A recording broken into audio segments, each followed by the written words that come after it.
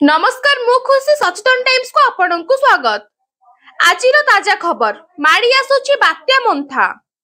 काकीनाडा ठारू 310 किलोमीटर दूर अवस्थित आज नेब भीषण बात्यार रूप। बात्या प्रभाव जोगु ओडिशा रे प्रबल वर्षा और पवन। बात्या पूर्व सतर्कतामूलक पदक्षेप सरकारक तरफरु निया जाइछि।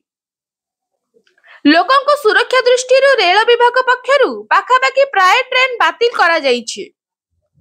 गत रातिर प्रबल वर्षा और पवन बालुगा सहर रे देखिबाकू मिलिछि। वर्तमान बालुगा चिलिका कूलर दृश्य। रात्रि रे प्रचंड वज्रपात। सचेतन टाइम्स तरफ जनसाधारण को अनुरोध सचेतन रुहंतु, सतर्कता अवलंबन करंतु। मत्स्यजीवी को अनुरोध चिलिका किंबा समुद्र को जांतु नहीं। सरकारଙ୍କ गाइडलाइन अनुसरण करंतु।